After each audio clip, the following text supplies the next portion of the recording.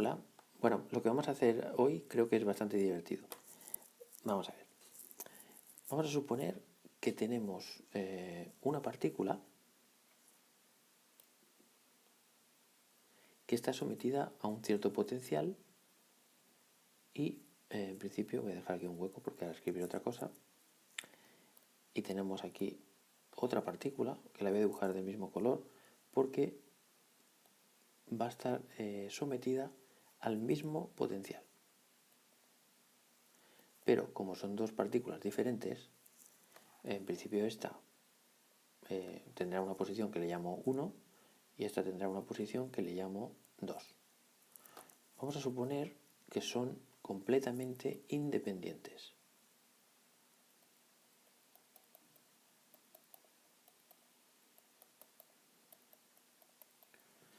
Vale, ¿qué quiere decir independientes en plan práctico?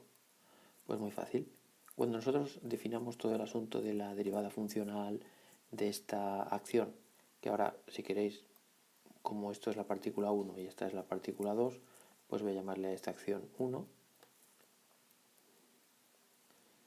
Y bueno, pues lo que hemos hecho en otros vídeos, ¿no? Supongamos que miramos la acción, hacemos la derivada funcional y guardamos a 0 y al final de todo pues obtenemos la segunda ley de Newton, que será la fuerza que siente la partícula 1 igual a la masa de la partícula 1 por la aceleración de la partícula 1. Y aquí exactamente lo mismo y tendremos la fuerza que siente esta señora. Vale, ¿qué ocurre si son independientes? ¿O qué debería ocurrir? ¿O cómo lo definimos? Bueno, pues lo que debería ocurrir es que en ningún caso esta fuerza puede depender de x2. Es decir, solo va a depender de la posición de la partícula 1. Y esta solo depende de la posición de la partícula 2. Es decir, que si por lo que sea fueran dependientes,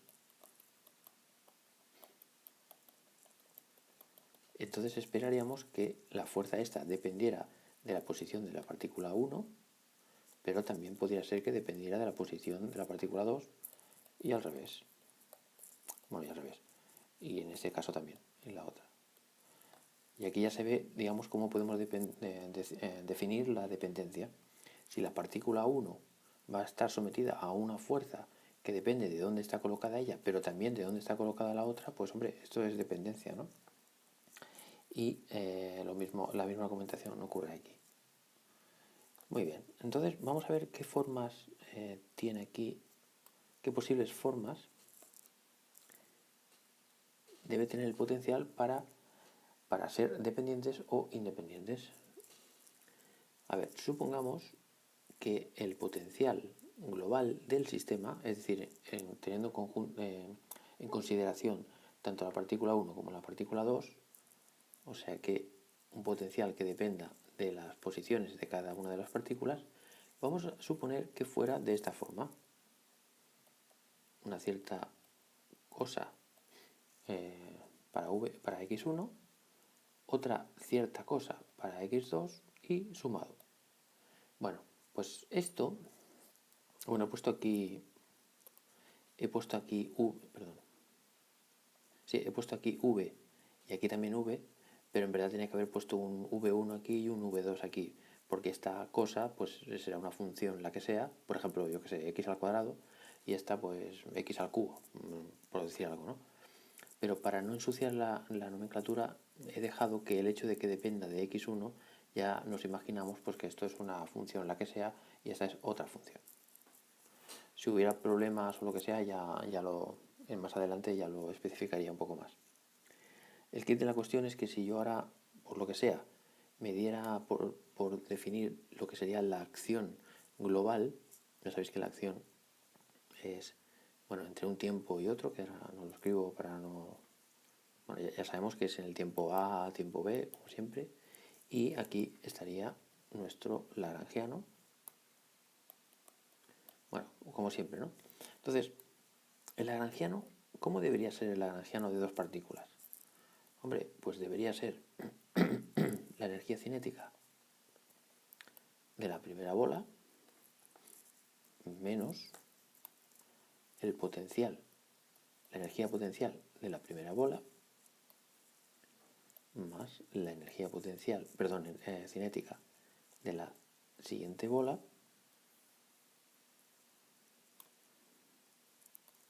menos la energía potencial de la bola 2.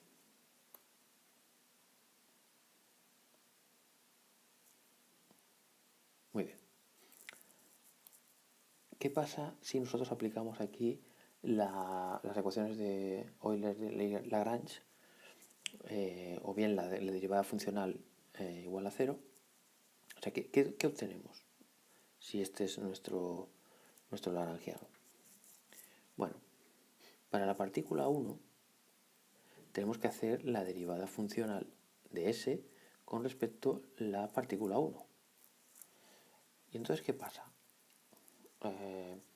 Pues que bueno, si atendemos a la definición, pues será la derivada parcial de L, o sea, esto es como siempre, con respecto de x1 menos la derivada con respecto del tiempo de tal, bueno, lo de siempre.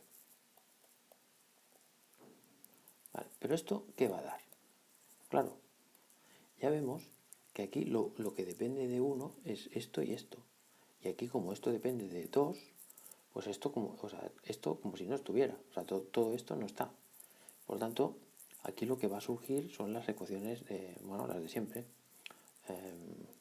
Pues en este caso será pues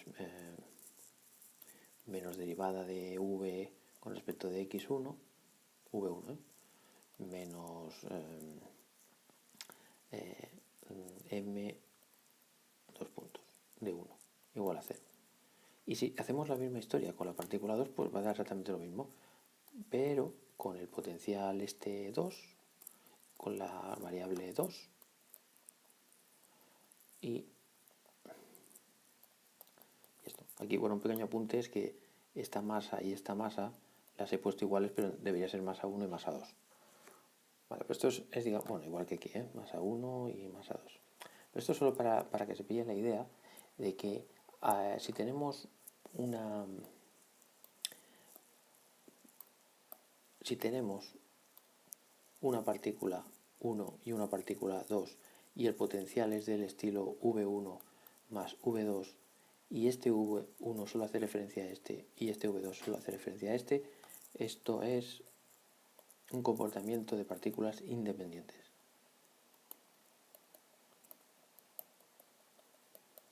Muy bien. Vamos a ver qué pinta tiene o qué pinta podría tener dos partículas que fueran dependientes. Bueno, pues podemos ver que si nuestro potencial total es de la forma pues un trozo para x1, un trozo para la variable 2 y un trozo que no sé cómo llamarle, podemos ponerle, no sé, interacción, ser un poco más pequeño, y que dependa de x1 y x2. Claro, aquí ya la cosa no está tan clara. Debido a que existe este término de aquí en el potencial, ya no podemos decir que son independientes. ¿Por qué? Pues fácil, porque si consideramos el lagrangiano, que vuelve a ser un medio de la masa x punto 1 al cuadrado, voy a poner la otra energía potencial aquí, del otro señor. Claro, ¿ahora qué pasa?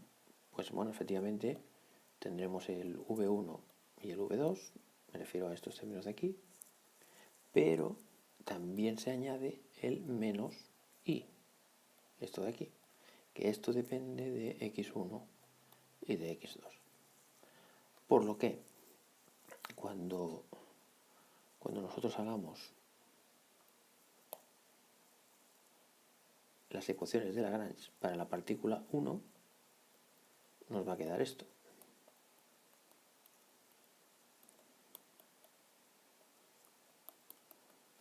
Nos va a quedar, nos queda menos la derivada parcial con respecto de x1 Evidentemente todo esto se va porque no depende de x1, esto se va porque depende de x2, pero aparece esto, por lo que será la derivada parcial de y con respecto de x1, ¿vale? Todo esto de aquí es esto. Y aquí ya tenemos la historia, ¿no? Un segundito, seguimos. Vale, menos la derivada... Bueno, es que este término, como lo hemos hecho ya 500 veces, ya sabemos lo que va a dar esto, ¿no? Aquí dice que derivemos con respecto de x1 y esto, y que lo vamos a derivar con respecto del tiempo después. Bueno, da lo de siempre. La masa, si queremos, ya ponemos un 1 aquí, 1 y 2. X punto punto 1 igual a 0. Perfecto. Esto sería para la partícula 1. Y para la partícula 2, pues análogamente, esto, perdóname, que voy a ponerlo aquí. Voy a poner este 1 para que quede claro que me estoy refiriendo a esto. Y así queda todo más claro. Por lo tanto, ahora pongo aquí un 2. Y, de nuevo, como ha pasado antes, nos vuelve, tenemos que volver a tener en cuenta este trozo de aquí, porque también depende de x2. Por lo tanto, tendríamos menos parcial de y con respecto de x2 y añadimos la masa 2, x2 punto punto igual a 0. Muy bien, vamos a ver qué pasa. ¿Qué pasa con esto? Vale, pues que bueno, pues las ecuaciones están claras, ¿no? O sea, si esto de aquí, a ver que lo voy a señalar con el puntero, si esto de aquí, digamos, no estuviera, o sea, a ver, o sea, ¿qué ha de pasar aquí para que haya interacción? Quiero ir rápido y luego pasa lo que pasa. A ver,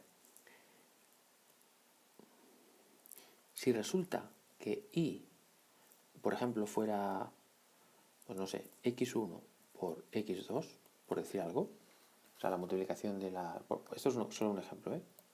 Para poner ahí algo consistente, así facilón, para que se pueda ver, ¿no? ¿Qué pasa si yo hago la derivada de y con respecto de x1 para calcular esto? Pues me da x2, ¿no? Y si hago la derivada parcial con respecto de x2, o sea, esto de aquí, pues me da x1. Por lo tanto, ¿qué vemos? Vemos, voy a poner esta ecuación en color azul. Vale, pues vemos que será, a ver, lo paso al otro lado, o sea, lo cambio de signo todo y lo paso al otro lado, por lo tanto será m1, x1 punto punto, igual a esto de aquí,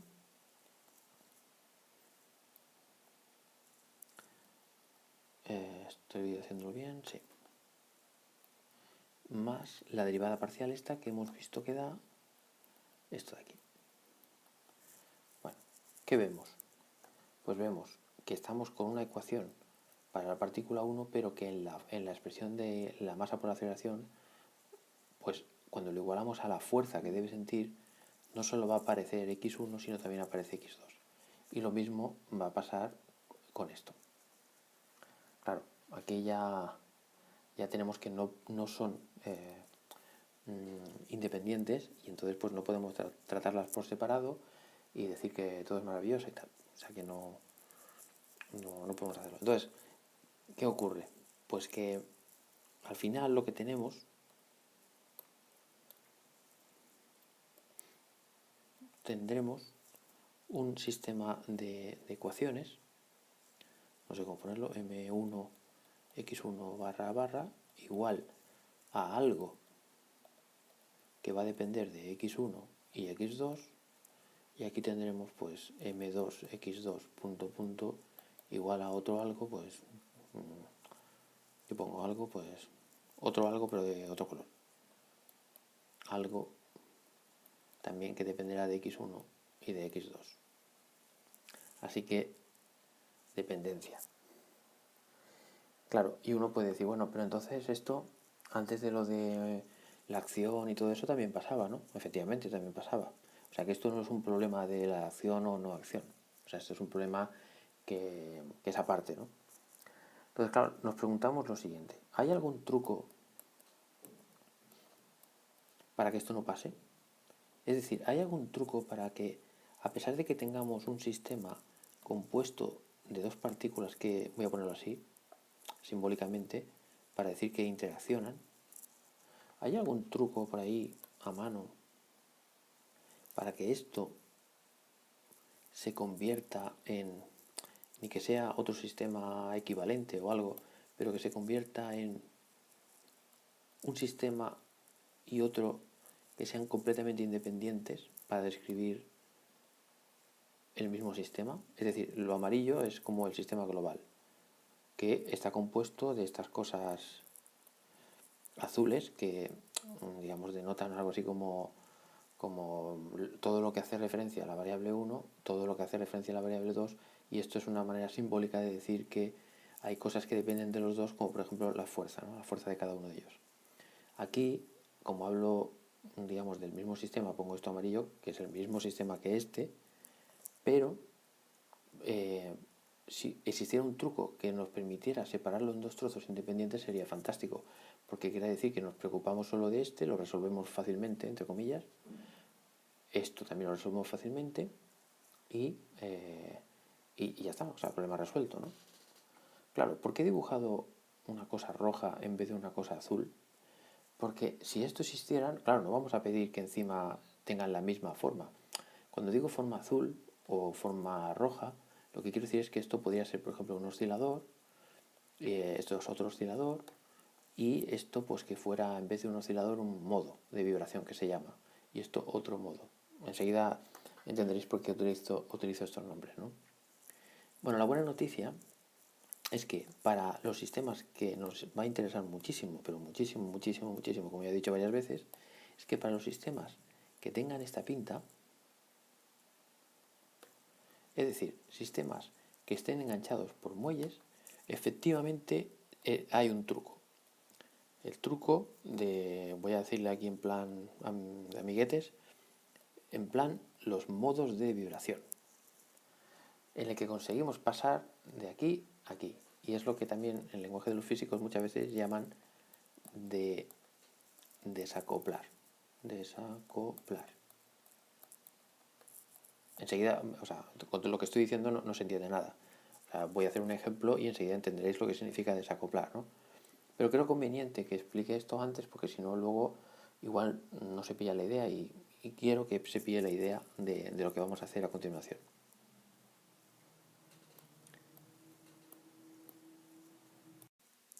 Muy bien, pues vamos para allá. Vamos a suponer que tenemos un par de átomos enganchados, bueno, un par de pelotas enganchadas por un muelle. Y vamos a suponer, a pesar de que yo lo he dibujado así un poco torcido, vamos a suponer que solo se puede mover en una dimensión. Es decir, que esta señora puede moverse así y esta señora también. A ver, en realidad se puede mover como le dé la gana en las tres dimensiones, pero ahora para poner un ejemplo sencillo y no complicar las mates innecesariamente, pues hago que solo se puedan mover, digamos, en el eje, no sé cómo llamarle, en este eje. De momento no le llamo nada. Muy bien. Perfecto. Bueno, aclarado esto, ¿qué es lo que queremos hacer? Por cierto, alguien se podría estar preguntando que cuándo va a venir la mecánica cuántica. O sea, no tardará mucho. En realidad, estamos preparando el terreno porque la cuántica vendrá diciendo un par de postulados que tienen que ver con la acción. O sea que en realidad es como si ya estuviéramos haciendo caminos sin saberlo. Es como lo de la peli, ¿no? Dar cera y pulir cera. Pues ahora estamos dando cera y puliendo cera y cuando hayamos acabado, pues sabremos pegarle de hostias al malo, ¿vale? Bueno, hecho este punto aclaratorio,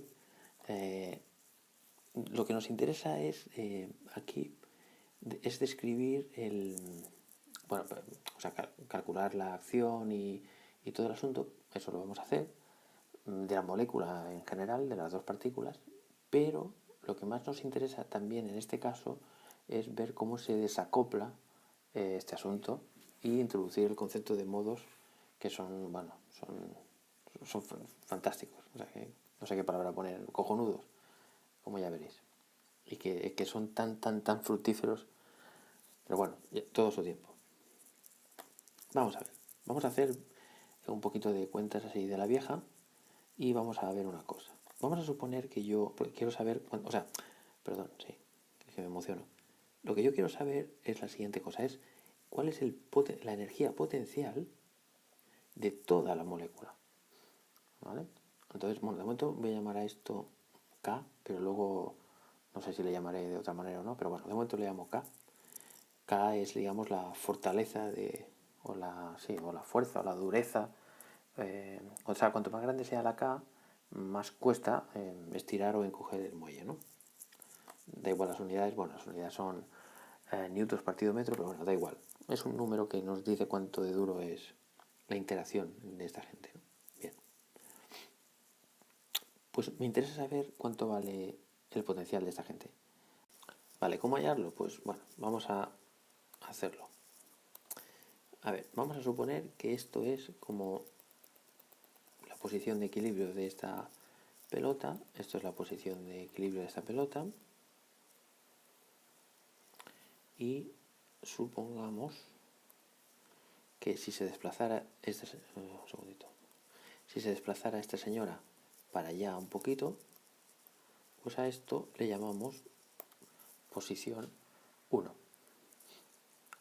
¿Vale? Esto sí, si la pelota se desplazara un poco.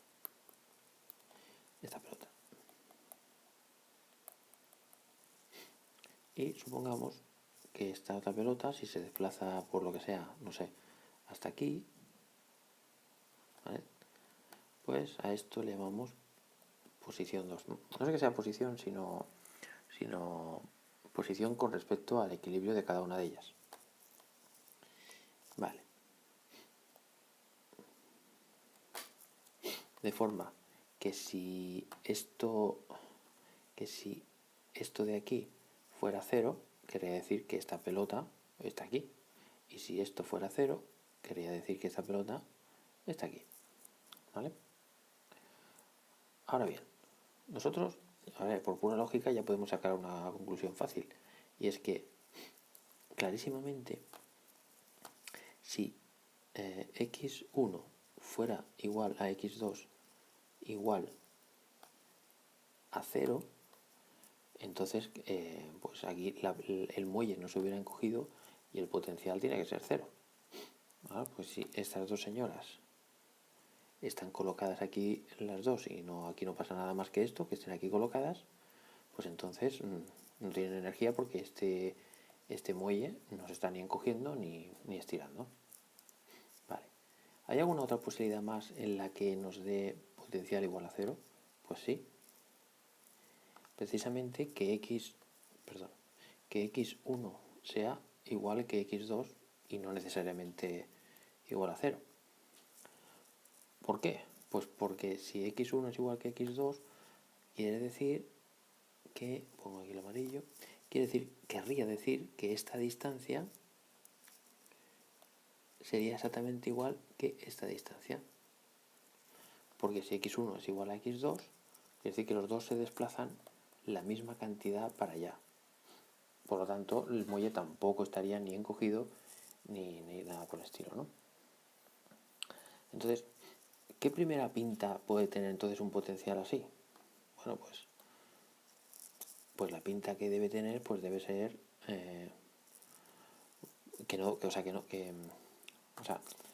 si x1 es igual a x2, pues que x1 menos x2, esta cosa puede ser importante, ¿no? Porque si x1 es igual a x2, esto dará 0, y si x1 es igual a 0, pero x2 también es igual a 0, también da 0, ¿no?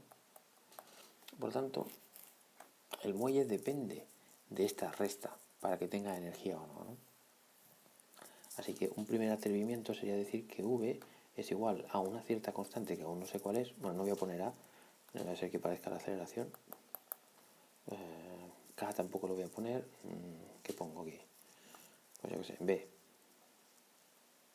Una cierta constante que aún no sé cuánto vale, por x1 menos x2 y al cuadrado, porque recordemos que un muelle tiene energía potencial.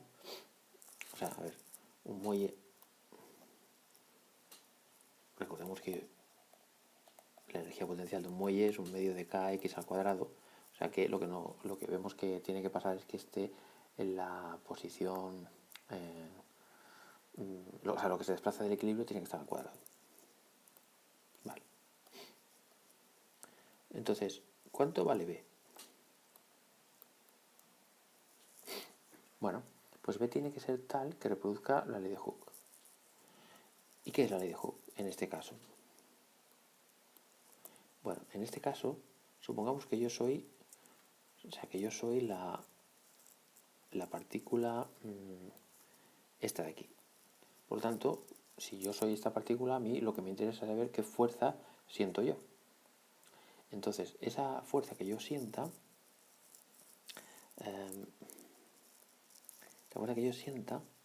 ¿de qué va a depender?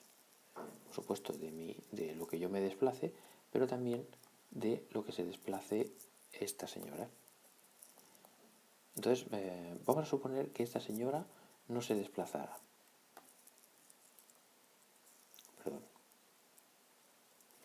Me hago un lío aquí con los mandos.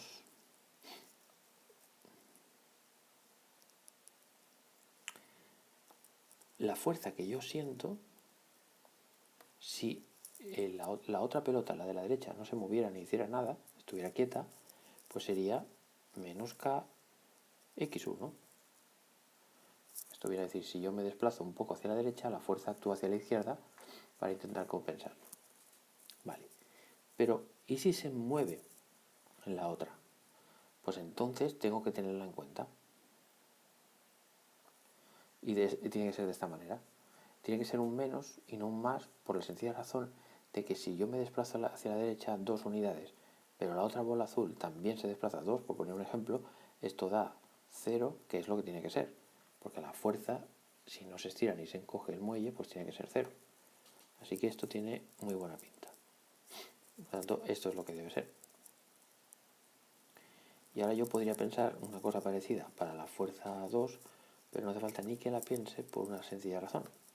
Porque la fuerza 2 tiene que ser exactamente igual que la fuerza 1, pero cambiada de signo. ¿Esto por qué lo sé? Por la tercera ley de Newton. ¿Qué dice la tercera ley de Newton? Que si no actúan fuerzas externas, la fuerza que hace una pelota sobre la otra tiene que ser igual a la otra, a la que hace la otra sobre la una, pero cambiada de signo, o sea, opuesta. ¿Aquí actúa alguna fuerza externa? Bueno, podría hacerlo, pero en principio no. Fuerza externa aquí sería, por ejemplo, pues no sé, que no la hay, ¿eh? Pero si la hubiera sería, por ejemplo, pues que hay gravedad y entonces hay una fuerza externa. Entonces, eso no valdría para todas las fuerzas, lo que acabo de decir, pero seguiría valiendo para las fuerzas internas. ¿Vale? Bueno, tampoco quiero entrar en detalles ahora de estos. Muy bien. Pues vamos a ver cuánto tiene que valer el B, a ver si hay alguna B, o sea, alguna posibilidad para B que reproduzca estas dos simultáneamente. Vamos a ver, ¿qué ha de pasar aquí? Pues ha de pasar que la fuerza 1,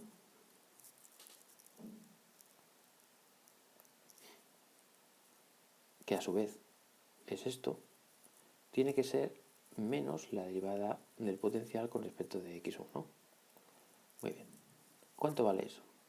Pues menos 2b x1 menos x2 y se acabó. Perfecto. Pero ¿a qué tiene que ser igual esto? Pues hemos dicho que tiene que ser igual a esta cosa de aquí. Por lo tanto será menos k x1 menos x2. ¿Qué conclusión sacamos? pues sacamos la conclusión, si fuera por esta ecuación, de que la B, perdón, no sé escribir con esto aún, la B debería ser igual a K entre 2. Esto según la partícula 1. Vamos a ver qué dice la partícula 2. Pues la partícula 2 dice que F2 debería ser al menos gradiente del potencial con respecto de X2. Y si derivamos el potencial, por cierto, ¿dónde está el potencial? Ah, sí, estás aquí. Pues sería menos 2b x1 menos x2, pero por la derivada de lo de dentro, porque estamos derivando con respecto de x2. Por tanto, aquí aparece un menos 1. Así que la fuerza 2, este menos con este menos se queda en un más, queda 2b x1 menos x2. Y vamos a comparar ahora con lo que debería dar la fuerza 2, que es lo que tenemos aquí. Esto debería dar K por x1 menos x2. Por lo tanto, nuevamente, ¿qué nos sale? Que B es igual a K entre 2. Fantástico. Como en las dos ecuaciones ocurre lo mismo, quiere decir que es compatible con las dos simultáneamente, por tanto la elección correcta para la B tiene que ser K partido 2. Muy bien. Pues nada, después de un poco de sufrimiento, o no, depende de cómo se mire, ya tenemos nuestro potencial para esta cosa. Tiene que ser igual a K medios x1 menos x2 al cuadrado. Este es el potencial que describe coherentemente una molécula diatómica, es decir, con dos pelotas enganchadas por un muelle de constante K, y bueno, y ya está. Perfecto. Muy bien. Ya tenemos el potencial. Así que ahora me pregunto, bueno, no me pregunto, sino que pongo directamente el lagrangiano, que será un medio de m, bueno, lo de siempre.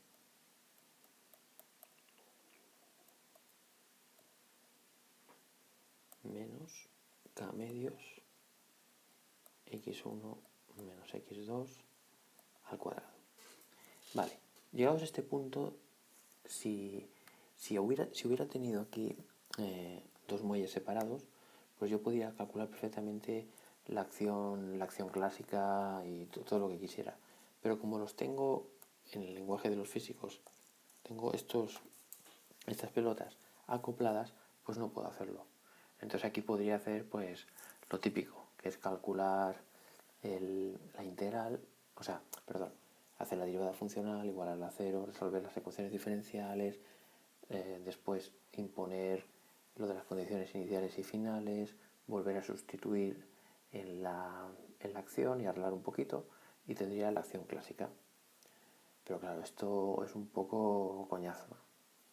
Entonces vamos a hacer el truco ese de separar este lagrangiano en dos trozos independientes, que es el truco estándar y que mola un montón. Vale, ¿cómo hacemos esto? Bueno, pues voy a utilizar este truco que, digamos, que aparentemente sale de la manga, pero en realidad lo que vamos a hacer es un proceso encubierto de diagonalización de una matriz. Pero hoy no voy a decir lo que es diagonalizar una matriz, sino simplemente lo que voy a hacer es un truquillo. Y que sea un truco equivalente a diagonalizar una matriz, pero sin hacerlo. Bueno, sí que lo hago, pero sin hacerlo explícitamente. Entonces, yo para preparar este vídeo, pues lo que he hecho ha sido diagonalizar una matriz. He visto los resultados y he dicho, vale, pues ya está. Entonces, pues voy a proceder a hacer el siguiente cambio de variables. Pero insisto, motivado por eso que he hecho y que no hago ahora para no ensuciar. Aquí lo podemos ver como una idea feliz. Más adelante ya diré cómo se hace eso de diagonalizar y tal. Vale, vamos a suponer que viene alguien que es muy sabio y nos dice, oye, ¿no te has dado cuenta que si defines una nueva variable que se llame q1 y otra que se llame q2, pongo q por ponerle una letra cualquiera, no significa nada. Bueno, sí que podrían significar, pero en principio no significan nada. ¿Qué pasa si llamamos q1 a la suma de x2, de x1 más x2 y llamamos q2 a la resta de esta gente?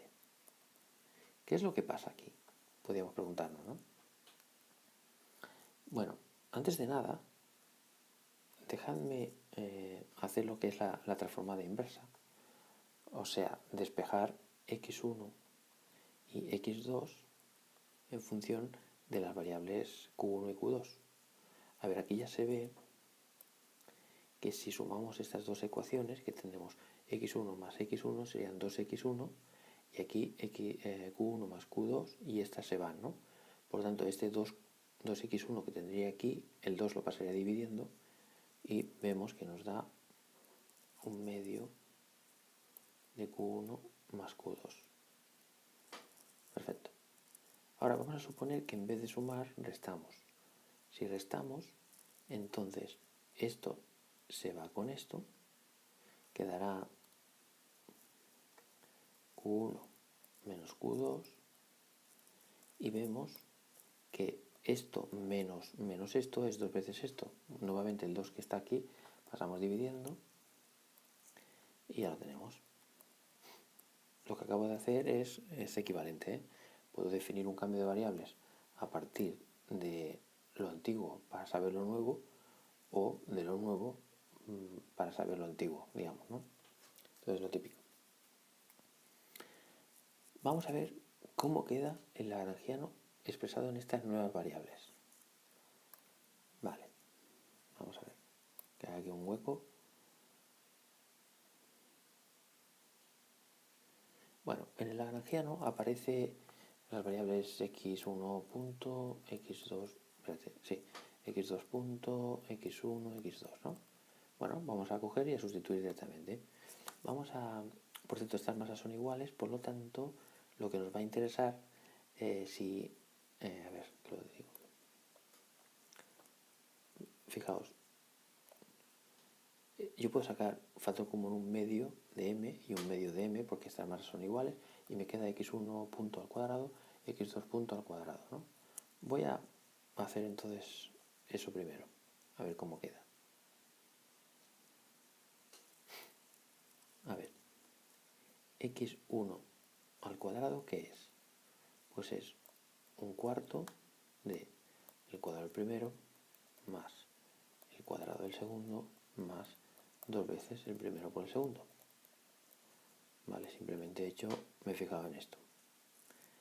Y ahora voy a calcular x2 punto al cuadrado y quedará un cuarto. Esto queda exactamente igual, pero, perdón, me falta el punto aquí, porque estoy hablando de las derivadas. Vale, seguimos. Queda exactamente igual, pero como hay un menos aquí, o hay un menos, pues entonces aquí me quedará un menos.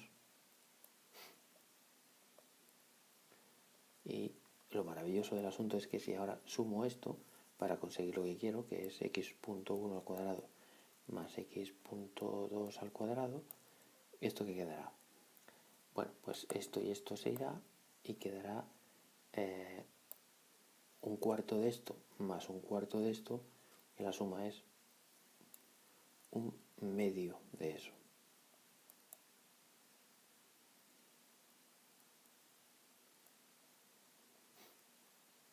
Fantástico. ¿Por qué digo fantástico? Pues digo fantástico porque no aparece aquí nada que sea, yo qué sé, x.1 por x.2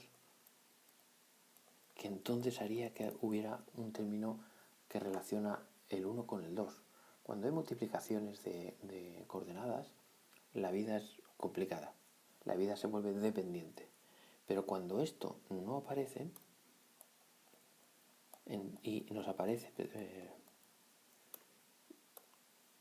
perdón, ¿no? Estoy aquí borrando. Vale.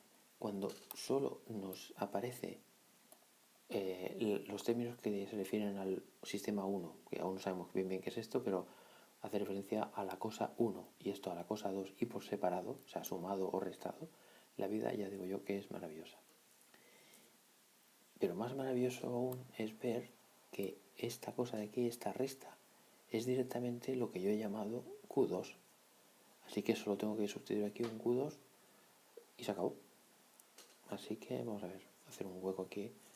Vamos a ver cómo hago yo esto. A ver si puedo apartar algo. Ah, mira, puedo apartar esto, ¿ves que bien? Y esto... espérate.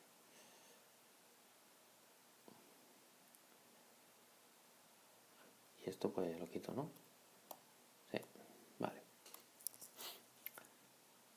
O sea que, en conclusión, ¿qué me queda aquí? Pues maravillosamente me queda que el lagrangiano en las nuevas variables estas que aún no tengo ni puñetera idea de lo que es, pero que enseguida lo sabremos, me quedará un medio de m q.1 al cuadrado más q.2 al cuadrado, ¿vale? Estoy refiriendo a esto, pero multiplicado por el 1 medio de la masa,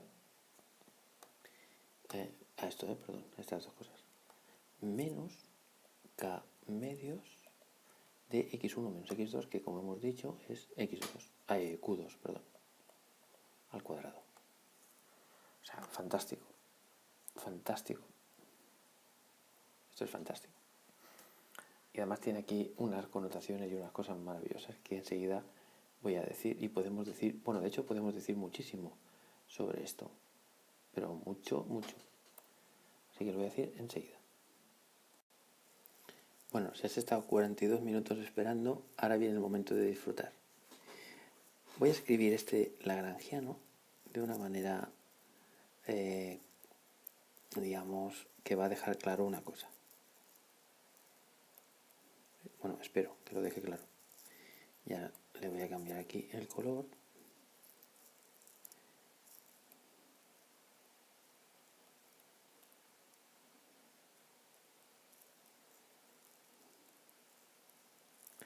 Correcto. Ahora vamos a suponer que nos viene un amigo a visitar, un amigo físico, y le decimos, oye, echa un vistazo un momento a esto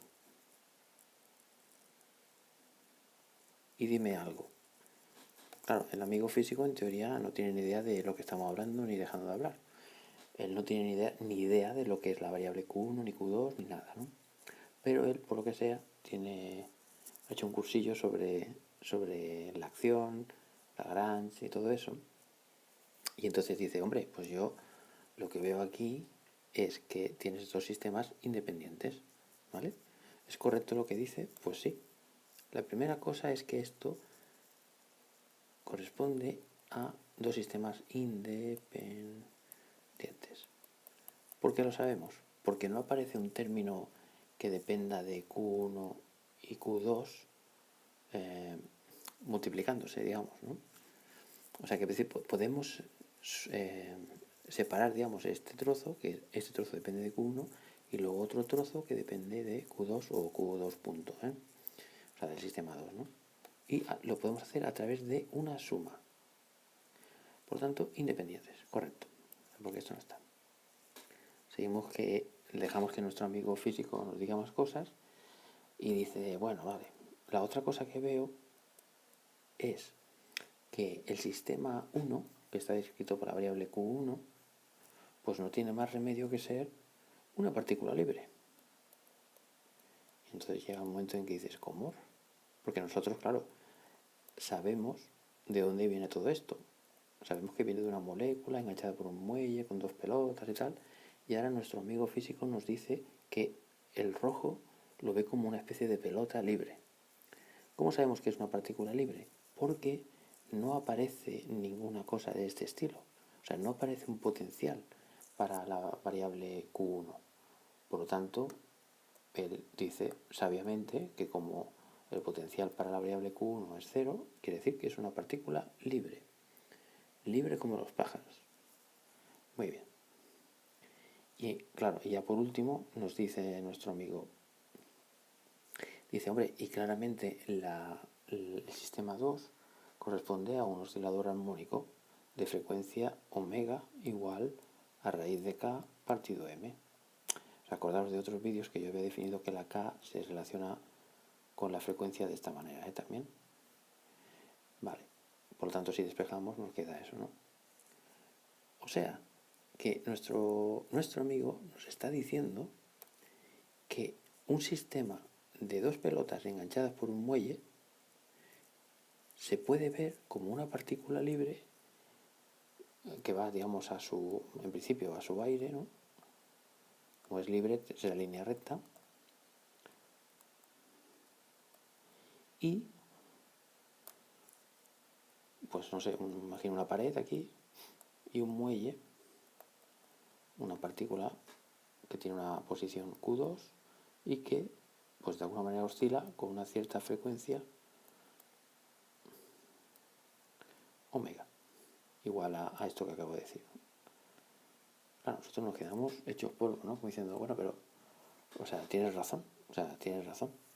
Claro, entonces, nosotros pues nos quedamos hechos polvo y le decimos a nuestro amigo que efectivamente tiene razón, tal como lo está argumentando, pero le decimos el secreto. El secreto es que venimos de una pelota enganchada a otra por un muelle, o sea que estamos un poco estupefactos, ¿no? O sea, ahora mismo no sabemos qué pensar, ¿no? Le diríamos a nuestro amigo, y nuestro amigo, como es molesto, diría, no, hombre, no, mira, yo te digo lo que va a pasar. ¿O cómo lo puedes pensar esto? Dice, a ver, tú tienes, digamos, a ver, un segundo, que voy a cambiar de color. Dice, a ver, tú tienes, según me has dicho, una pelota enganchada a un muelle, con otra pelota. Claro, esta pelota, como no siente, o sea, ella vista, digamos, como una cosa, voy a ponerla así como lo que hemos hecho antes, ¿no? Como si fuera un sistema. Esto, visto desde lejos, ¿cómo se ve? Pues digo, hombre, pues visto de lejos yo lo vería así, ¿no? Es decir, bueno, déjame ponerlo más exagerado. O sea, esto visto desde lejos sería así.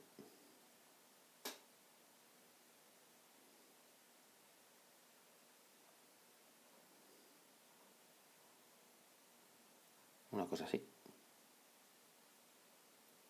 Y dirá, bueno, claro, visto desde lejos, ¿qué sensación te da? Digo, hombre, si lo veo de muy lejos, me parecerá que es una partícula. Vale, ¿y de qué masa? Pues una partícula de masa 2m. Bueno, el 2m lo sé porque son dos pelotas de masa m. Si son dos pelotas de masa m, pues la masa es 2m, ¿no? Bien. Y ahora la pregunta que, bueno, esto lo tenía que haber puesto de este color para ser coherente.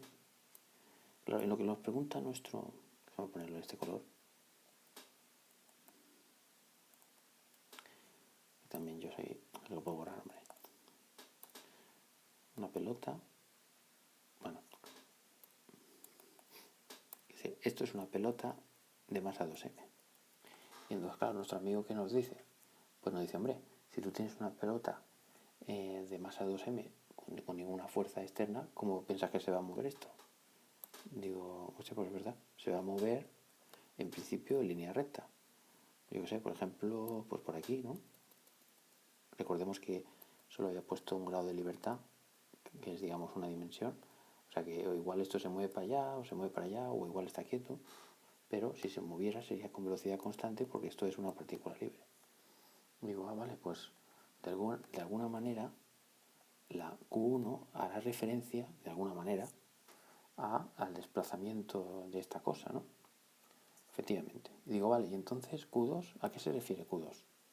Decimos, bueno, pues venga, vamos a acercarnos de nuevo al sistema y vamos a intentar averiguar qué significa Q2.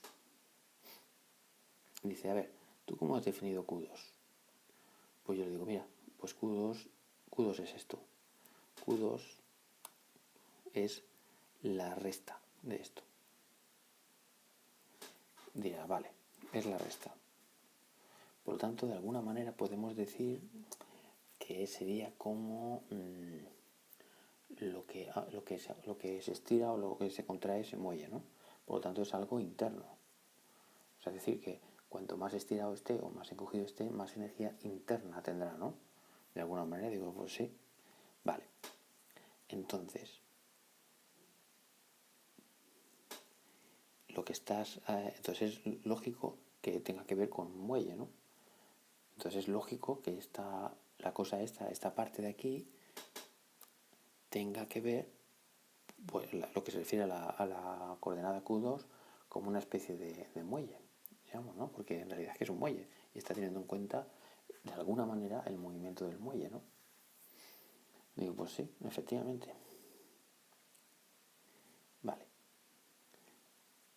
O sea que si nosotros no quisiéramos ir más allá, diríamos, y por lo que sea quisiéramos calcular la acción clásica de este sistema, pues lo que tendríamos que hacer es decir, bueno, pues la acción de este sistema sería igual a, ya no me acuerdo qué color he puesto, un segundo, la partícula libre es roja, vale, diríamos S de una partícula libre más S de un oscilador.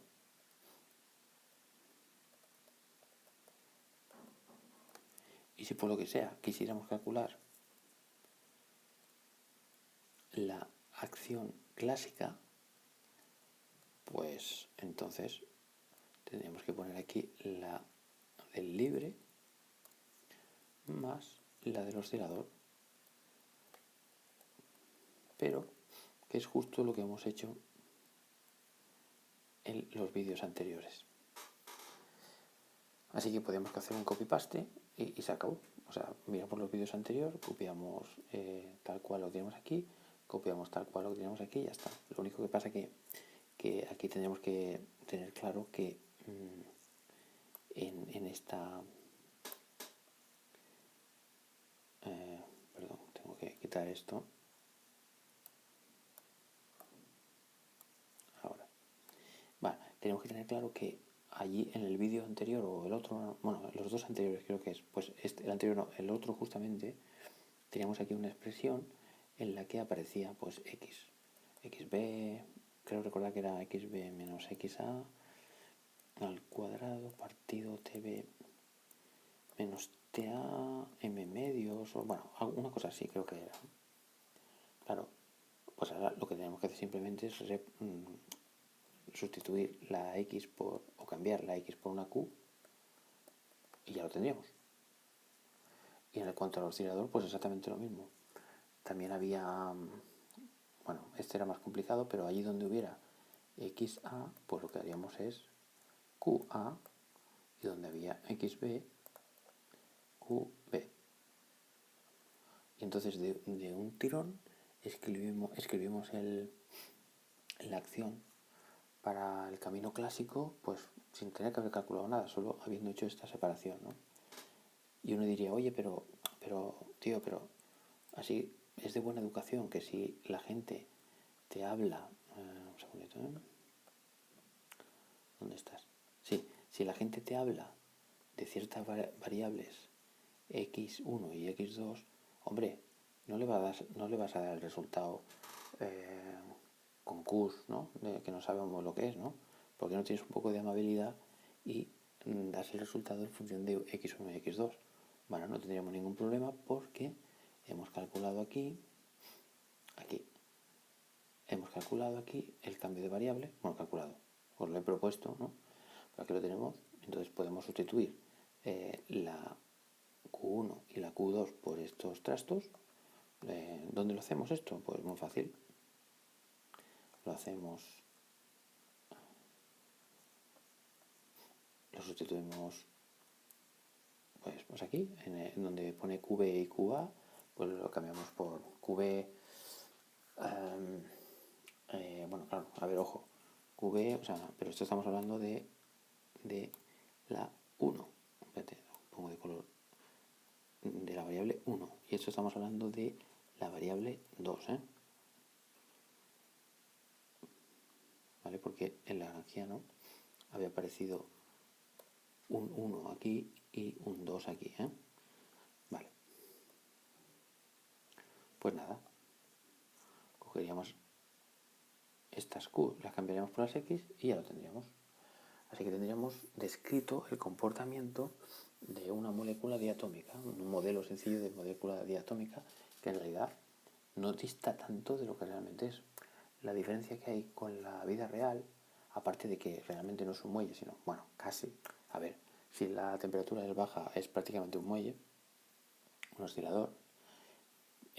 Aparte de eso, los átomos tienen una estructura interna. Electrones con capas que pueden subir, bajar, momento angular. Y bueno, la vida es un pelín más complicada. Pero en un primer acercamiento, en plan así, modelo sencillo para ver cómo funciona, pues esto sería una manera de tener en cuenta lo que la gente llama los grados de libertad del movimiento translacional, más los grados de libertad dados por la vibración o la energía interna del señor este, ¿no? Bueno, creo que, no sé, bueno, sí, me ha quedado por decir exactamente por qué le he llamado modos, pero creo que con tanto follón que os he dicho aquí, creo que ya voy a plegar porque es esto demasiado. Pero bueno, para el siguiente vídeo lo que me voy a centrar es cómo interpretar estos dos términos. Bueno, sí, no, mejor que lo haga en otro vídeo. Bueno, en otro vídeo lo llamaré, por ejemplo, no sé, modos de vibración, y me centraré o partiré ya directamente de esto y explicaré qué significa eso de modos de vibración. Vale, pues nada, nos vemos en el siguiente vídeo. Gracias por atender.